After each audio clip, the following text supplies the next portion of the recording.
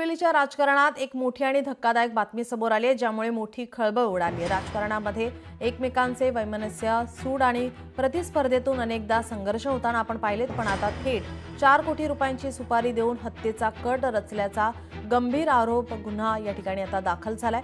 शिवसेना शिंदे गटाचे कल्याण तालुका प्रमुख तथा माजी नगरसेवक महेश पाटील, त्यांचा मुलगा आणि उपशहर प्रमुख सुजित नलावडे यांच्या हत्येचा कट रचल्याप्रकरणी राष्ट्रवादी काँग्रेसचे शरदचंद्र पवार गटाचे वंडार पाटील यांच्यासह तिघांविरुद्ध डोंबिवलीच्या विष्णुनगर पोलीस ठाण्यात गुन्हा दाखल करण्यात आलेला आहे। महेश पाटील आणि सुजित नलावडेची सुपारी त्यांना दिलेली आहे, परंतु जेव्हा अर्जुन बरेच दिवस सुपारी वाजवत नव्हता म्हणून त्याने विचारलं तू का नाही करत, तर अर्जुनने सांगितलं की सुजित नलावडेसोबत पोलीस प्रोटेक्शन आहे आणि महेशसोबत सुद्धा पर्सनल 4-5 बॉडीगार्ड असतात, त्याच्यामुळे काम इतकं सोपं नाही।